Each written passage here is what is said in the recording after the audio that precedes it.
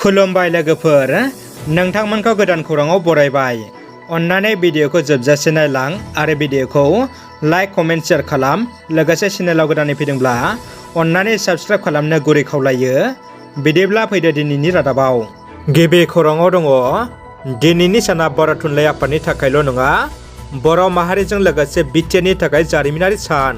हादरनि हादरगिरिखौ बर' थुनलाइ आफादनि मेलाव गाहाय आलासि महरै मोननाया जोबोद गोग्गाथाव। बर'नि बबेबा आफादनि जथुम्मानि मोनसे जौसाङाव हादरगिरि, रायजो बेंगिरि, दरथाम रायजोनि 3 गिबि मन्थ्रि आरो गोबां दैदेनगिरि मोननाया थारैनो मोनसे जारिमिन होनना बिटिआरनि रन्जित बसुमतारिया समाजारि बिजोंनि गेजेरजों फोरमायदों। जोबोद दुखुनि खौरां, दुलाराय बर' गुदि फोरोंगिरि आफादनि गाहाय नेथारि आरो बिथांनि 3 लोगोआ 61थि बर' थुनलाइ आफादनि जथुम्मायाव बाहागो लानानै मैया न'फारसे फैफिननाय समाव बिजनि मानिकफोराव जाब्रबथाय जादों होनना ससियेल मिडियानि गेजेरजों मिथिनो मोन्दों।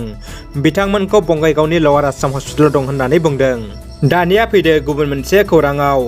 11 आरो 12 थाखोआव बर' बिजोंजों फरायनो मोनसिगोन होनना आसामनि गिबि मन्थ्रि डक्टर हिमन्त बिश्व शर्माया बुंदों।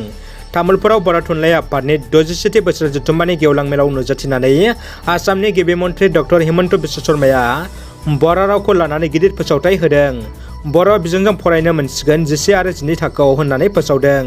बिथाङा बुंबावोदि आसाम सोरखारनि जानानै फोसावनो नागिरदों बावैसो साननि उनाव 11 आरो 12 थाखोआव बर' बिजोङाव फरायनो मोननाय राहा खालामसिगोन। थिखानाय माखासे फरायसालियाव लासै लासै 11 आरो 12 थाखोआव फरायनो मोननायनि उनाव डिग्री आरो मास्टार डिग्रीसिमबो बर' रावजों फरायनो मोननायनि लामाया गेवगोन। बिबुंथियाव गिबि मन्थ्रि शर्माया हादरसानि बर' अनजिमा थानाय मोनफ्रोमबो जिल्लायावनो गंसे बर' थुनलाइ आफादनि मावखुलि लुफुंनो थाखाय 50 लाख रां अनसुंथाइ होनायनि सायावबो फोसावो। फोरमायनाय जायोदि तामुलपुराव खुंजानाय 61थि बोसोर जथुम्मानि गेवलां मेलाव गाहाय आलासि महरै भारत हादरनि हादरगिरि मानगोनां रामनाथ क'विंदआ नुजाथिनायनि अनगायै आसाम हादरसानि रायजो बेंगिरि प्रफेसार जगदीश मुखी, मेघालय हादरसानि गिबि मन्थ्रि कनराड सांमा, सिक्किम हादरसानि गिबि मन्थ्रि प्रेमसिं तामां, आसामनि बुंथिगिरि बिस्वजित दैमारी, आसामनि मन्थ्रि उरखावगोरा ब्रह्म, MP रायजो सभा रोनगोरा नार्जारी, बिटिआरनि गाहाय मावफुंगिरि सोद्रोमा प्रमद बर'जों लोगोसे गोबां गोजौ थाखोनि बिबानगिरि मावथिफोरा नुजाथियो। प्रमद बर'नि बिटिआर खुंथायनि सायाव बर'फोरा एसेबो गोजोननाय गैथारा होनना APSCनि बुंथिगिरि गर्जन मुसाहारि बिथाङा बुंदों।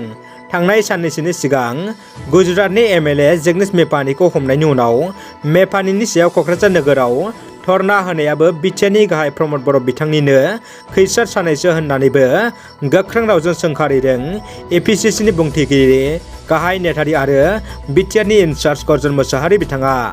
लोगोसे फैगौ लकसभायाव कंग्रेस दोलोनिफ्राय टिकेट मोनबा MP दारायनो साखाफारा बिथां गर्जन मुसाहारिया बिटिआर गोरोबथानि दफाखौ फिसायेल होनायनि थाखाय बर' थुनलाइ आफादनि लेङाइ आफादगिरि डक्टर दीनानाथ बसुमतारिखौ एरख'नाय जादों होनना बर' थुनलाइ आफादनि गाहाय नेथारि प्रशान्त बर'आ खौरां बिजोङाव बुंथियो।